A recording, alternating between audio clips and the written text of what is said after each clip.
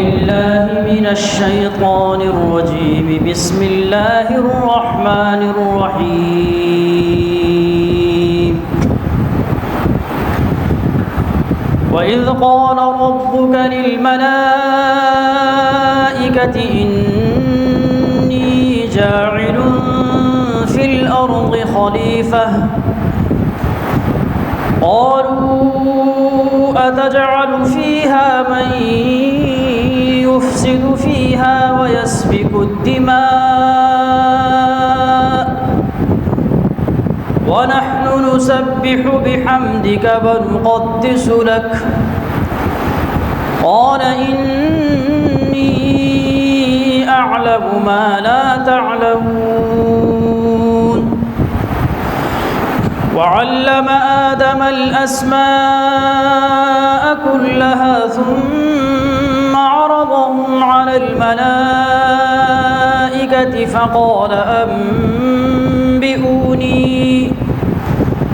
فقال أنبئوني بأسماء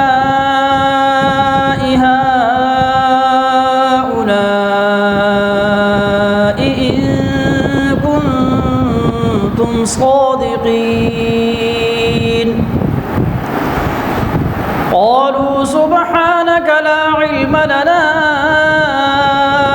إلا ما علمتنا إنك أنت العليم الحكيم قال يا آدم أنبئهم بأسمائهم فلما أنبأهم بأسمائهم قال ألم أقل لكم إني أعلم غيب السماوات والأرض وأعلم ما تبدون وما كنتم تكتمون وإذ قلنا للملائكة اسجدوا لآدم فسجدوا إلا إبليس أبى واستكبر وكان من الكافرين صدق الله العظيम। बिस्मिल्लाहिर्रहमानिर्रहीम। सेशन का आगाज़ करते हैं इस दुआ के साथ कि अल्लाह ताला इस सेशन को हमारे लिए बाइस से खैर बरकत बनाए और इसमें जो भी हम काम की चीज़ सीखें, नफ़ा बख्श चीज़ें, उस पर अमल करने की तौफ़ीक़ अता करें। So first of all I would like to welcome you all कि आप लोग जो है वो संडे का अपना टाइम निकाल के यहाँ पे आए और मिशम्स अकेडमी का भी शुक्रिया कि उन्होंने इस इवेंट को ऑर्गेनाइज़ किया। जो हमारा टॉपिक है इट्स अराउंड सेल्फ़ मास्टरी, यानी कि किस तरह इंसान अपने आप को बेहतर वर्जन में कन्वर्ट कर सकता है, अपना पोटेंशियल ज़्यादा बेहतर तरीके से, जो अल्लाह ताला ने इसको सलाहियतें दी हैं, वो किस तरह से उनको बेहतर तरीके से यूज़ कर सकता है और उसके दरमियान जो हर्डल्स आ रही हैं अपने आप को बेहतर इंसान बनाने में, तो उसको ओवरकम कैसे कर सकता है। ये हमारा आज के टॉपिक का जो है वो थीम रहेगा। Okay, so before my introduction I would like कि क्विकली अगर आप लोग थोड़ा सा मुझे ऑडियंस का आइडिया हो जाए कि बिल्कुल अपना नाम, प्रोफेशन और एज क्विकली, इससे ज़्यादा कुछ नहीं क्योंकि हमारा टाइम लिमिटेड है। तो प्लीज़ सर आपसे स्टार्ट करते हैं, जस्ट नाम, प्रोफेशन और एज। ठीक है, माशाल्लाह, और एज हमारी ठीक है, thank you ji sir.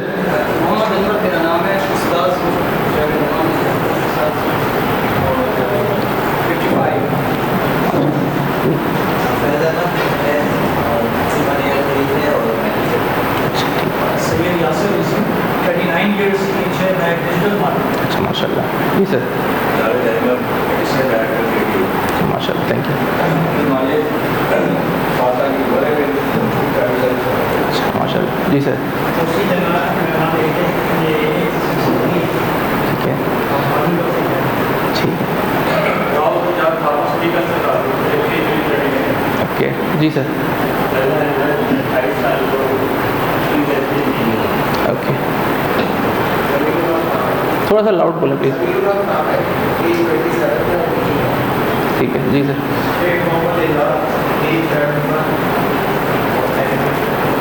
Sorry last, अच्छा ठीक है जी।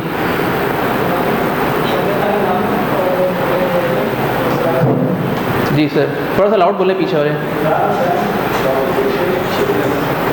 आप रह गए मेरे ख्याल में।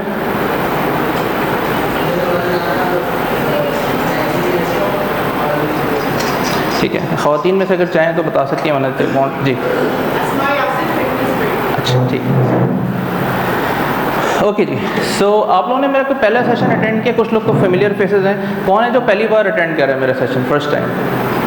अच्छा, तो काफ़ी सारे लोग हैं जो पहली बार अटेंड कर रहे हैं। ओके, सो क्विकली फॉर दोस्त पीपल जो पहली बार अटेंड कर रहे हैं, टॉपिक पे बात करने से पहले कि बात कर कौन रहा है, इसकी बात सुननी क्यों चाहिए, तो इसलिए थोड़ा सा तारुफ होना भी ज़रूरी है, राइट।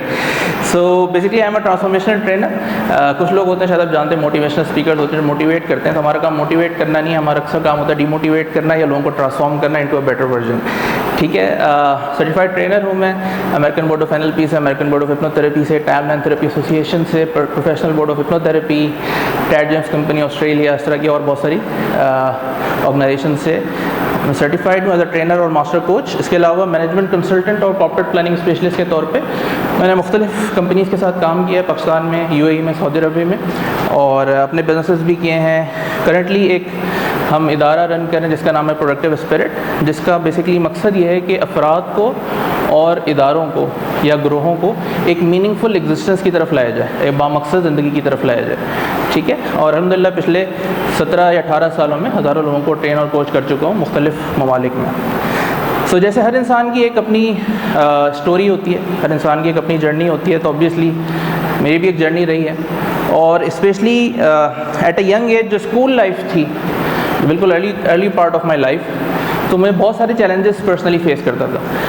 मिसाल के तौर पे स्कूल में जो आपको पता है रोज़ाना सुबह असम्बली लगती है और वहाँ पे मिली नगमे या फिर तराने या इस तरह की चीज़ें होती हैं, तो मुझे बहुत ज़्यादा शौक़ था कि मैं क्या करूँ, उनमें पार्टिसिपेट करूँ और अपने यूज़ करूँ उस अपॉर्चुनिटी को। तो शौक़ भी था, पोटेंशियल भी था। अच्छा, मिसाल के तौर पे 14 अगस्त का इवेंट होना है, तो 14 अगस्त के इवेंट पे जाके नाम भी लिख दिया कि फ़लाना मिली नगमा जो है वो इंशाल्लाह मैं परफॉर्म करूँगा, सही है। अब उसकी रिहर्सल भी कर रहे हैं, सारी चीज़ें हो रही हैं। और जब मैं रिहर्सल कर रहा होता था तो जो आसपास के क्लासमेट्स होते थे वो कहते थे, यार माशाल्लाह तुम तो बड़ा अच्छी आवाज़ है, तो यू कैन डू इट, वो अच्छा कर सकते हो। तो हाँ बिल्कुल ठीक है इंशाल्लाह। लेकिन होता क्या था कि जैसे जैसे इवेंट का टाइम या तारीख करीब आते जाती थी, दिल की धड़कनें बढ़ना शुरू हो जाती थी और इस तरह की थॉट्स आने लगती थी कि यार पता नहीं मैं जाऊंगा तो लोग क्या कहेंगे, कोई मैं गलती ना हो जाए, बच्चे मजाक ना उड़ाएं। क्योंकि आप ज़रा असम्बली में जब जाते हैं तो सैकड़ों बच्चे आपके सामने खड़े हुए हैं और आपको देख रहे हैं, उसमें लड़के भी हैं, ख़वातीन भी हैं, तो एक बड़ा तो इस तरह की थॉट्स आती थी। और वो फिर इतना ज़्यादा आप कह लें एंग्जाइटी होती थी, बेचैनी होती थी या कॉन्फिडेंस की कमी थी कि मैं ऐन मौके पर किसी ना किसी बहाने से क्या करता था, गायब हो जाता था। कभी तबीयत ख़राबी का बहाना बना दिया, कभी छुट्टी कर ली, इस तरह से। और ये मामला चलता इस तरह रहा कि पूरे स्कूल लाइफ में मैं कभी परफॉर्म नहीं कर पाया, नेवर। मैंने स्कूल में इंसान 10 साल तो गुजारते ही है ना, नहीं कर पाया। कॉलेज में भी यही सूरत हाल रही है, अलग बात है कि कॉलेज गया बड़े कम दिन था और फिर जब यूनिवर्सिटी लाइफ में गया वहाँ पे भी ये चैलेंज फेस करना है। जब भी प्रेजेंटेशन देने की बात आई, लोगों से बात करना है, लोगों को समझाना है, कोई भी टॉपिक को प्रेजेंट करना है, तो मैं उसको अवॉइड करता था। इनफैक्ट अब आप कॉलेज में बहाने बना सकते हैं, आगे पीछे हो सकते हैं, स्कूल यूनिवर्सिटी में काम तो कर सकते हैं, लेकिन क्या ना कब तक खैर मनाऊँगा। तो जब कॉर्पोरेट वर्ल्ड में एंटर हुआ तो ज़ाहिर है वहाँ पे मुख्तलिफ प्रोजेक्ट्स करने पड़े और उनमें से एक प्रोजेक्ट जो मुझे मिला वो ये था कि हमें एक परफॉर्मेंस मैनेजमेंट सिस्टम बनाना है कि जो ऑर्गेनाइजेशन है उसकी प्लानिंग करनी है और फिर सीईओ से लेके सिक्योरिटी गार्ड तक सारे अलाइंड हो कंपनी के ऑब्जेक्टिव से, उनकी परफॉर्मेंस, उनकी गोल सेटिंग हो, इवैल्यूएशन हो और ये सारी चीज़ें हों। तो वो टास्क मुझे मिला, तो तकरीबन 500 के करीब एम्प्लॉयज़, उन सबका सारा सिस्टम बनाया। तो जब सिस्टम बना लिया तो यहाँ तक तो खैर थी, सिस्टम बनाना तो मेरी स्ट्रेंथ थी। बट अगला मरहला मैनेजमेंट ने कहा कि इतना सिस्टम तो आपने बना लिया है, लेकिन अब आपने क्या करना है कि सबको इम्प्लीमेंट करना है और पूरी इसके लिए आपको पूरी ऑर्गेनाइजेशन को ट्रेन करना है। मैंने कहा ये इससे तो मैं ज़िंदगी में भागते रहो, ठीक है। सो बट हुआ ये कि ज़ाहिर मजबूरन थी, आप किस तरह अवॉइड करते हैं। तो जब करना शुरू किया तो मैंने क्या कि जो ऑर्गेनाइजेशन का सबसे छोटा डिपार्टमेंट था पहले उसको पकड़ा, जिसके सबसे कम लोग थे, उनके साथ सेशन किया, एक सेशन किया, दूसरा सेशन किया, तीसरा सेशन किया। और जब 3-4 सेशंस किए देन आई रियलाइज़ कि ये काम ना सिर्फ मैं कर सकता हूँ बल्कि मैं इसको एंजॉय भी कर रहा हूँ, मुझे मज़ा भी आ रहा है, और जो ऑडियंस का फीडबैक है वो भी क्या है, पॉजिटिव है, कि मैं फ़ायदा हुआ, सीखने को मिला। तो जब मुझे ये रियलाइजेशन हुई तो मुझे एक अजीब सी मतलब एक हुआ कि भाई अगर ये मैं काम कर सकता था तो महज अपनी सोच की वजह से, अपनी फीलिंग्स की वजह से इतनी सारी अपॉर्चुनिटीज़, आप समझ रहे हैं, नहीं कि पूरा स्कूल लाइफ गुजार दी, कॉलेज लाइफ गुजार दी, यूनिवर्सिटी लाइफ गुजार दी, कॉर्पोरेट लाइफ का भी कुछ हिस्सा गुजार दिया, और अपनी उन सलाहियतों का अगर मैं इस्तेमाल कर लेता तो बहुत सारी अपॉर्चुनिटीज़ है जिनसे मैं फ़ायदा नहीं उठा पाया, उनसे फ़ायदा उठा सकता था। ठीक है, रिग्रेट कोई नहीं है, मैं समझता हूँ जो चीज़ होती है अच्छे के लिए होती है, लेकिन खाली मैं एनालाइज़ कर रहा हूँ सिचुएशन को, तो मैं उस हवाले से बता रहा हूँ कि मैंने बहुत सारी अपॉर्चुनिटीज़ जो है वो इस हवाले से ज़ाया की ना। मेरा आपसे सवाल ये कि जो मैं आपको स्टोरी सुना रहा हूँ, क्या ये मेरी अपनी स्टोरी है? खाली मेरे साथ ऐसा होता है? ठीक है, this is a common thing ना, किसी न किसी हवाले से कहीं ना कहीं इंसान जो है बहुत कुछ करना चाह रहा होता है, लेकिन कोई ना कोई उसकी या तो अपनी सोच या कोई और चीज़ जो उसको रोक रही होती है। सो बहरहाल उस एक मरला वो था, और उससे मुझे रियलाइज़ हुआ कि अगर ये बैरियर्स ना हो, अगर ये बैरियर्स ना हो, इस तरह की चीज़ें ना हो, तो इंसान फिर अपनी पोटेंशियल को बेहतर तरीके से इस्तेमाल कर सकता है। बहरहाल यहाँ से एक लर्निंग का आगाज़ हुआ। फिर क्या हुआ, जो मैंने शायद लास्ट सेशन में भी आप जो था उनको याद होगा कि मैं जब अपने कॉर्पोरेट वर्ल्ड में था तो एक मैनेजर के साथ बैठा था, अपनी डायरी खोल के बैठे हुए थे, और वो अपनी डायरी में कुछ लिख रहे थे। मैंने कहा आप क्या लिख रहे हैं? तो उन्होंने कहा मैं 75 साल का अपना विज़न पे काम कर रहा हूँ। ठीक है, ये 2008 या 9 की शगालबन बात होगी। तो मेरे लिए it was a very surprising thing at that time, कि मतलब हमें तो 7-8 घंटे का नहीं पता होता, 7 दिनों का नहीं पता होता, ये बंदा 75 साल का विज़न कैसे बना रहा है और ये होता क्या है। बहरहाल वहाँ से एक शौक़ पैदा हुआ कि भाई अच्छा प्लानिंग क्या चीज़ होती है, एनविजनिंग क्या चीज़ होती है, मीनिंगफुल लाइफ क्या चीज़ होती है। तो उसको फर्दर एक्सप्लोर करना शुरू किया, उसकी बहुत सारी लर्निंग्स हुई। ठीक है, सो अच्छा वहाँ से एक शौक़ पैदा हो गया कि अच्छा भाई ठीक है, तो यानी कि अगर मैं अपनी ज़िंदगी को प्लान कर लूँ और बामकसद बना लूँ, किसी अच्छे कॉज के साथ जोड़ लूँ और अपने पोटेंशियल को बेहतर तरीके से इस्तेमाल करूँ और लोगों की खिदमत करना शुरू कर दूँ, तो उससे ज़िंदगी क्या हो जाएगी, बेहतर हो जाएगी। अच्छा साथ साथ ये भी हुआ कि बहुत यंग एज में, यानी अंडर 30 मैंने बहुत एक्सपीरियंस कर ली। शायद माँ बाप की दुआ थी, अल्लाह ताला को सिखाना चाह रहा था मुझे। बहुत सारी चीज़ें जो बहुत लेटर इन द लाइफ लोग एक्सपीरियंस करते हैं, मैंने बहुत यंग एज में एक्सपीरियंस कर ली। ठीक है, सो बिफोर 30 क्या ख्वाहिश होती है एक यंग इंसान की जो टीनेजर से निकल के प्रैक्टिकल लाइफ में एंटर हो रहा होता है, कि उसकी अच्छा करियर स्टार्ट हो जाए, ठीक है ना, वो सेटल हो जाए, उसकी फैमिली डेवलप हो जाए, शादी हो, बच्चे हो। अच्छा फिर उसको क्या शौक़ होता है, मेरी प्रमोशंस हो, मैं करियर में आगे बढ़ूँ। फिर क्या होता है कि अच्छा जी अपना बिज़नेस सेटअप करूँ, ठीक है, CEO बनूँ, ट्रैवलिंग करूँ, अच्छी गाड़ी रखूँ, अच्छा बंगला रखूँ। तो अल्हम्दुलिल्लाह ये चीज़ें मैंने अंडर 30 सारी एक्सपीरियंस कर ली। बट आई रियलाइज़ के ये सब चीज़ें हासिल करने के बाद this is not the answer, this is not the answer. यानी कि आप कैरियर में ग्रो कर रहे हैं, आपका बिज़नेस भी अच्छा है, पैसा भी आपने देख लिया, घूम फिर भी लिए, लेकिन उसके बावजूद एक कमी महसूस हो रही थी। तो बहरहाल उसको फिर मैंने लिंक किया इस चीज़ से कि अच्छा जी अगर मैं अच्छे कॉज के साथ अपने आप को एसोसिएट कर लूँ और कोई खैर का काम करूँ, तो होपफुली उससे मेरी ज़िंदगी में बेहतरी आएगी, ना सिर्फ बल्कि मैं दूसरों को भी ज़्यादा उनकी लाइफ में वैल्यू ऐड कर पाऊँगा। और वो जब जर्नी मैंने स्टार्ट की तो ऑब्वियसली इससे फ़ायदा तो हुआ, बट कुछ और रियलाइजेशन वक्त के साथ साथ हुई जो मैं आगे चल के भी आपके साथ शेयर करूँगा। लेकिन फ़िलहाल इतना ही कहना चाहूँगा कि इंसान अगर अपने आप से डिस्कनेक्टेड हो, ठीक है, जो हमने लास्ट सेशन में बड़ी तफसील से बात की थी, तो उसके बहुत सारे मसाइल पैदा होते हैं। ठीक है, तो one of my issues was कि मैं इमोशंस को एक्सप्रेस या प्रोसेस उस तरह से नहीं करता जैसे एक हेल्दी इंसान को करना चाहिए। ठीक है ना, तो जैसे हम साइकोलॉजी में कहते हैं डिसोसिएटेड होकर ज़िंदगी गुजारना। ठीक है, ये कि यानी कि और हमने तो बहुत से लोग होंगे हम सोसाइटी में जिस तरह परवान चढ़ते हैं, स्पेशली मर्दों को क्या कहा जाता है कि अपने जज्बात शो नहीं करना, वो दबाते हैं, छुपाते हैं। तो मुझे वो लगता है कि मेरी स्ट्रेंथ है, कोई भी सिचुएशन हो मैं तो बड़ा कूल एंड काम हो मैं, क्योंकि इंसान क्या होता है गुस्से में आके, जज्बात में आके कभी को अक्सर ऐसी कोई बात बोल देता है या ऐसी हरकत कर देता है कि जिसमें क्या होता है उसको बाद में पछतावा होता है। आपके साथ कभी ऐसा हुआ है या नहीं हुआ कि गुस्से में थे, जज्बात में थे, कुछ हुआ है ना ऐसा कि बोल दिया, राइट? तो मुझे लगता था ये मेरी स्ट्रेंथ है कि भाई ठीक है मैं तो, बट आई रियलाइज़ के वक्त के साथ साथ कि नहीं, अगर आप अपने इमोशंस को सही से प्रोसेस नहीं करते, एक्सप्रेस नहीं करते, तो वो चीज़ आपके सिस्टम में बिल्डअप हो रही होती है और उससे आपको ना सिर्फ जिस्मानी सेहत पर उसका नेगेटिव इम्पैक्ट पड़ता है बल्कि आपकी नफ्सियाती सेहत पे भी, आपकी रूहानी सेहत पे भी, राइट? बहरहाल सो इस तरह की बहुत सारी रियलाइजेशंस हुई और अपनी नीड्स के बारे में हमने लास्ट टाइम भी बात की थी कि क्योंकि मॉडर्न मैन जो है वो मरीख पे पहुंच गया है लेकिन अपने आप से डिस्कनेक्ट हो गया है ड्यू टू द डिस्ट्रैक्शंस जो हमारे पास हैं, ठीक है ना, जो फास्ट पेस्ड लाइफस्टाइल, इंसान को टाइम ही नहीं मिलता चीज़ों को प्रोसेस करने का, सोचने का, तदब्बर करने का। और जब अकेला होता है तब भी उसके साथ क्या होता है, मोबाइल फ़ोन होता है, तो अपने आप से डिस्कनेक्ट हो जाता है। उसको नहीं पता होता कि मेरी इंटरनेट वर्ल्ड में क्या चल रहा है, मेरी कौन सी नीड्स हैं जो पूरी नहीं हो पा रही, जिस वजह से इंसान बेचैनी का शिकार होता है, ठीक है।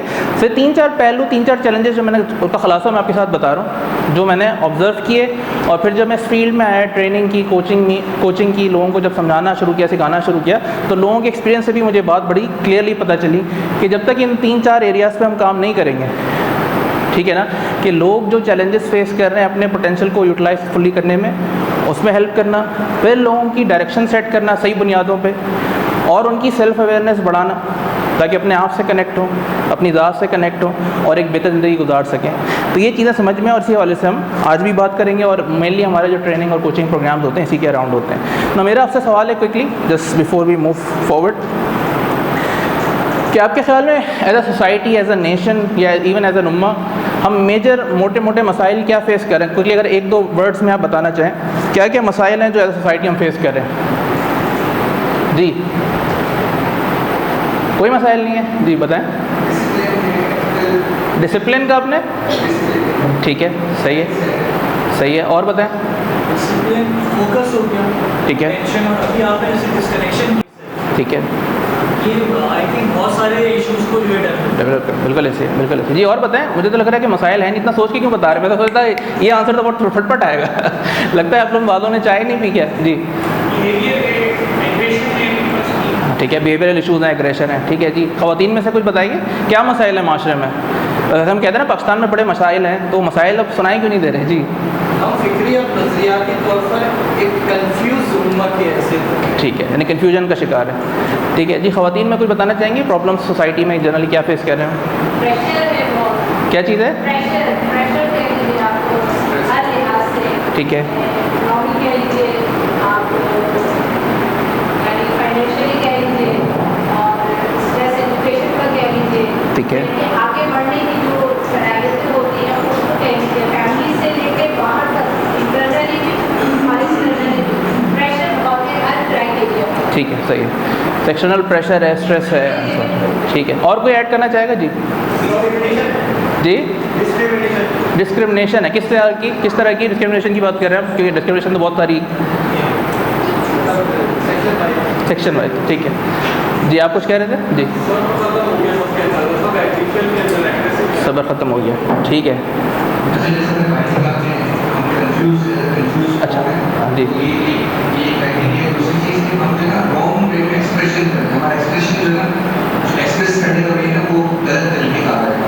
ठीक है, तो हम इसको समझाने के बजाय हम एक्सप्रेस फॉर्म करते हैं, जज्बाती फॉर्म बोलते हैं, ठीक, सही है, ठीक है। अच्छा जी, और कोई चीज़ जो मिस कर दिया? अच्छा, सोशल इविल्स हैं। अच्छा, माइक किसके पास है, कौन पकड़ा रहा है? अच्छा ठीक है, सोशल इविल्स जी हैं, जी, और सबसे बड़ी जो प्रॉब्लम है जो हम फेस कर रहे हैं सोसाइटी में, वो है पॉलिटिकल इंस्टेबिलिटी, ठीक है, सही, ये भी एक हद है वो, यानी इसके अलावा जो है सबसे बड़ी प्रॉब्लम जो है सोसाइटी में जो हम फेस कर रहे हैं वो लिमिटेड रिसोर्सेज में अनलिमिटेड फंड्स, ये भी किसी हद तक जो है वो एक चैलेंज है। सो मसला लिमिटेड रिसोर्सेज का है या ज़्यादा वांट्स का है? हाँ, ये भी कह सकते हैं हम, ठीक है जी, कह रहा था कि हमारे यहाँ सबसे बड़ा मसला मुझे था, बाकी सारे मसले तो अपनी जगह पे, फाइनेंशियल हो, इकोनॉमिकल हो, पॉलिटिकल, अच्छे और बुरे की जो तमीज़ है वो सोसाइटी में होता नहीं है, और अच्छे अच्छे लोग जो हम दिमाग समझते हैं या मीडिया भी समझते हैं, क्योंकि मेरे बच्चे उतने कक्षा से तमीज़ नहीं करते हैं और अपना फ़ायदा होता है तो कुछ भी कर देते हैं, जी, और उस वक्त भी ये सोसाइटी में शायद बर्बाद भी चल रही है कि कोई अलग तरीके से ठीक है, सही, जज़ाकल्लाह जी। आप कुछ कहना चाहते हैं? माइक ले लें उनसे।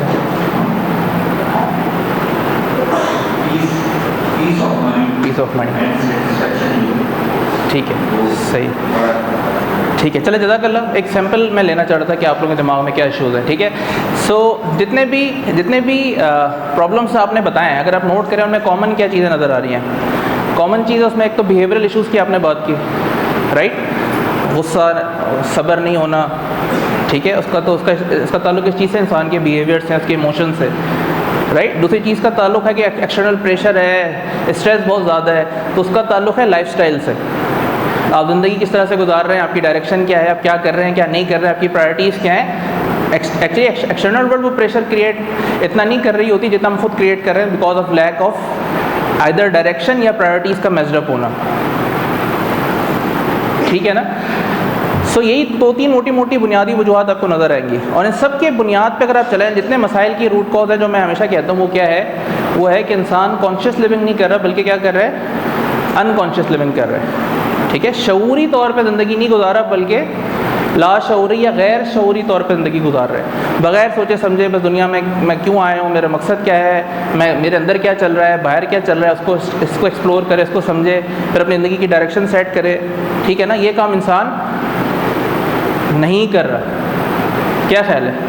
चलें एक बुनियादी चीज़ आपको बताता हूँ, आपको समझ में आएगा कि कितनी बेसिक चीज़ें हम लैक कर रहे हैं जो हमें बचपन से पता होनी चाहिए थी, ठीक है। तो आप नोट करें, बग़ैर कोई भी चीज़ तब्दील किए हुए इस वक्त आप सांस कहाँ से ले रहे हैं, अपने चेस्ट की साइड से ले रहे हैं, डायफ्राम से ले रहे हैं, लंग से ले रहे हैं, क्विकली बताएं बग़ैर चेंज किए।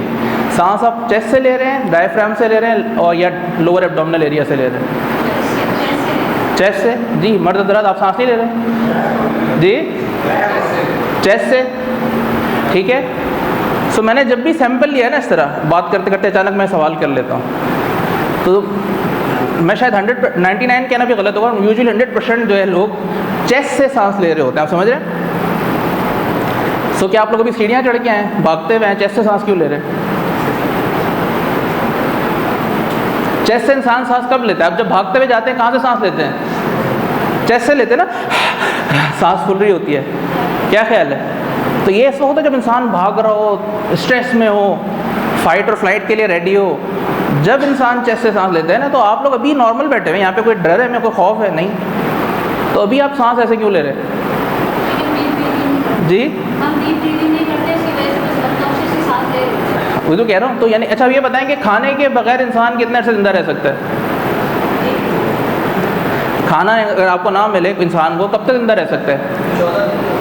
14 दिन? नहीं, इससे ज़्यादा है जी, 1 मंथ। वैसे जो मैंने सुना है, बाद लोग 40 दिन भी कहते हैं, ख्याल में 80 दिन तक का भी रिकॉर्ड है कि without eating anything a person survive, उसने रिकॉर्ड। अच्छा, पानी के बगैर कितने दिन इंसान रह सकता है, कितने घंटे, कितने दिन? ठीक है, तो पानी के बगैर भी कुछ दिन इंसान सर्वाइव कर लेगा।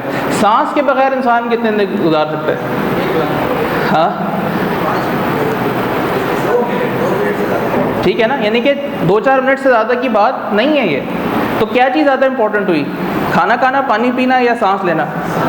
अब आप सोचे सांस ही गलत ले रहे हैं आप सोचे तो सही, बुनियाद मसाइल की हद तक हैं कि जो, अच्छा ये बताएं, ये चीज़ हमें पेरेंटिंग में किसी ने सिखाई थी? बचपन में नहीं सिखाई थी। स्कूल में सिखाई किसी ने? नहीं सिखाई थी। आप सोचें, कॉलेज, यूनिवर्सिटी, कॉर्पोरेट लाइफ, यानी चाहे इंसान नर्सरी का स्टूडेंट हो या PhD का, ये बात ही नहीं आ रही। आप समझ रहे? सो बहुत ही बुनियादी चीज़ों के बारे में भी अब आप सोचें ना, सांस तो इंसान हर लम्हा ले रहा है ना, लेकिन हम में से कितने लोगों को इस चीज़ बारे में पहले फ़िक्र हुई, हमने सोचा कि मैं सांस सही ले रहा हूँ या गलत ले रहा हूँ? इंसान इस हद तक अपने आप से आज के दौर में डिस्कनेक्टेड है। अब बाकी चीज़ों को तो भूल ही जाए, मैं तो खाली सांस की बात कर रहा हूँ। मैं आपको समझा पा रहा हूँ अपनी बात? तो इसकी वजह से बेपनाह जो है वो मसाइल होते हैं। तो एक गैर शऊरी हम ज़िंदगी गुजार रहे हैं, जिसकी वजह से जो तमाम मसाइल जो आप बात कर रहे हैं, चाहे वो इंडिविजुअल लेवल पे हो, चाहे सोसाइटल लेवल पे हो, चाहे नेशनल लेवल पे हो, या इवन इंटरनेशनल लेवल पे हो, जब उसके आप रूट कॉज को एड्रेस करेंगे ना, तो उसके पीछे क्या निकलेगा? Unconscious living. इंसान जो है या सोसाइटीज़ जो हैं, सोच समझ के शऊरी तौर पे गलत और सही का फ़ैसला करके ज़िंदगी नहीं गुजार रहे, बल्कि ऐसी ज़िंदगी गुजार रहे, बस एक रेस में आ गए, ठीक है ना।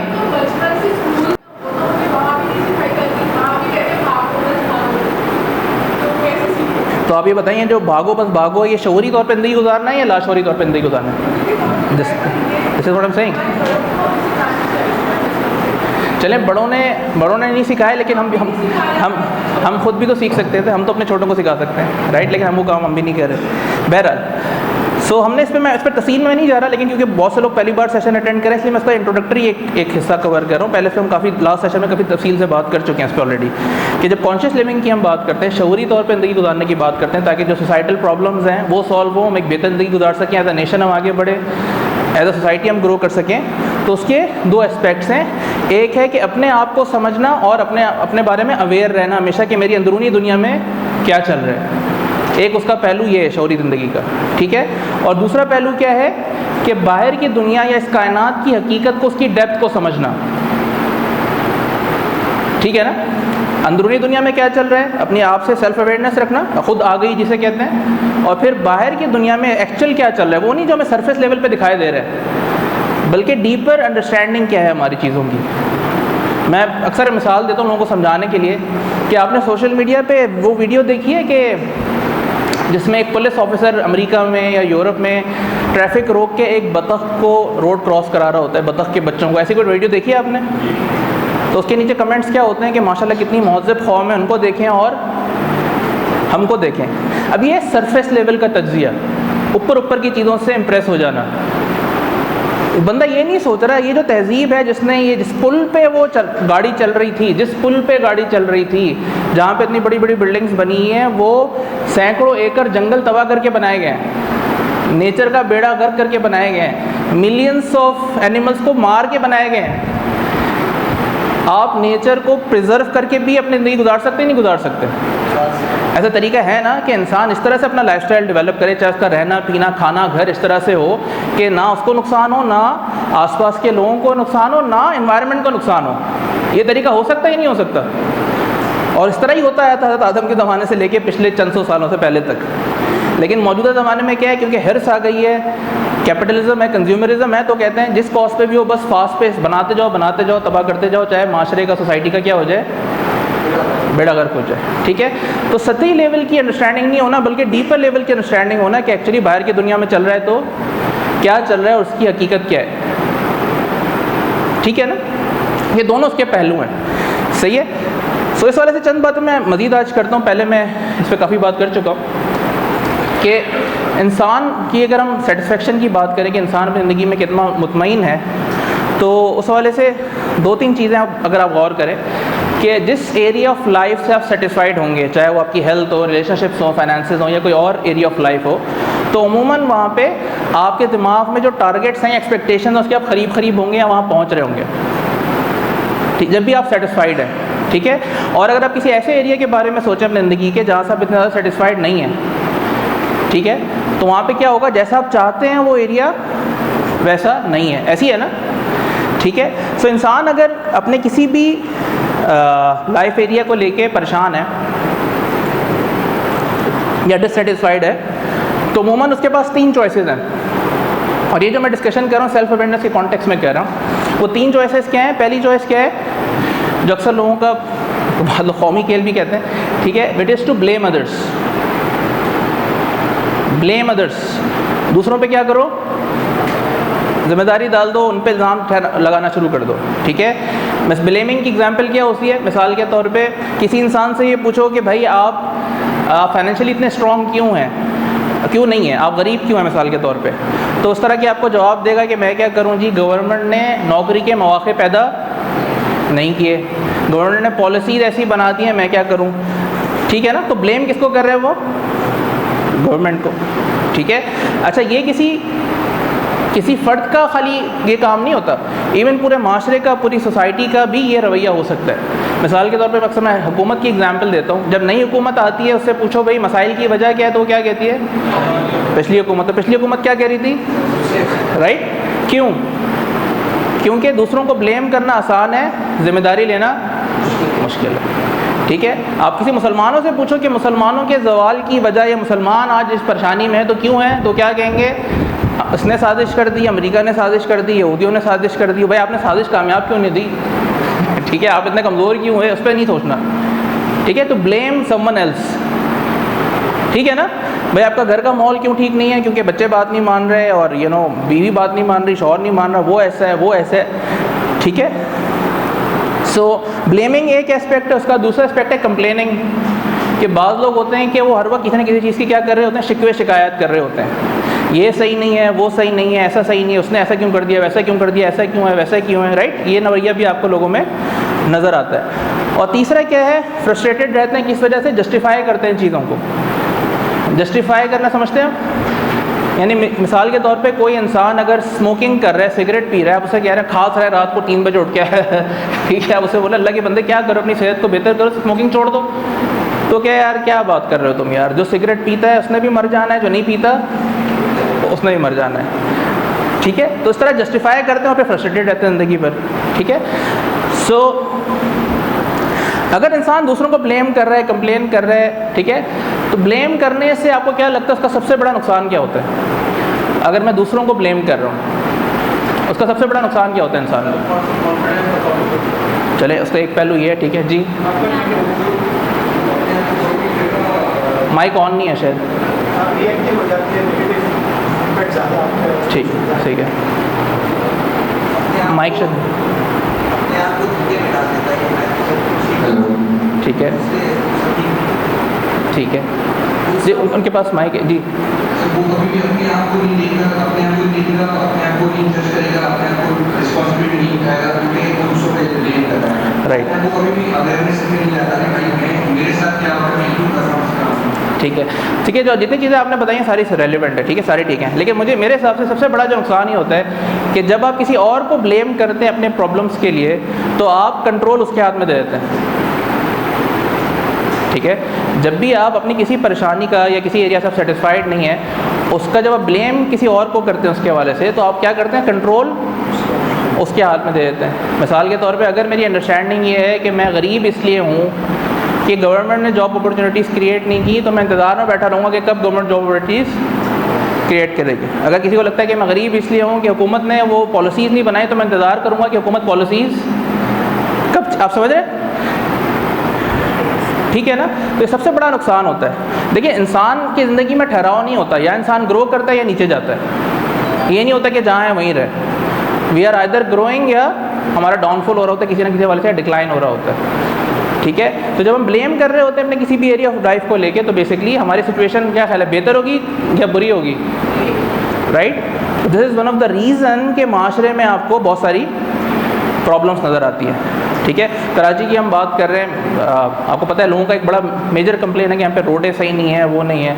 अच्छा, इंडिया में मैं एक बंदे को देख रहा था कि जो रोड पे गड़े होते हैं ना, उसकी वजह से उसके बेटे का एक्सीडेंट हो गया और बेटा उसकी डेथ हो गई। तो एक बंदे ने, अब उसके पास एक क्या चॉइस थी कि ब्लेम करता और कंप्लेन मोड में चला जाता कि देखो ना यार ये हुकूमत ने क्या किया, और रोडें क्यों नहीं सही है, और ये मसाइल क्यों है वाला। उसने कहा नहीं, मेरा बच्चा तो मर गया, लेकिन मैं किसी और के बच्चे को मरने नहीं दूंगा जिस हद तक मेरा इख्तियार है। तो रोज़ाना निकलता है और इस तरह के पॉट होल्स को खुद से फिल करता है, और अब तक सैकड़ों हज़ारों वो फिल कर चुका है, एक बंदा, ठीक है। आपको बहुत सारी ऐसी केस स्टडीज़ मिल जाएंगी कि बिल्कुल ऐसे एरियाज़ जिनको बंजर एरियाज़ थे, एक बंदे ने दरख्त लगा के उसको सहरा को जंगल बना दिया।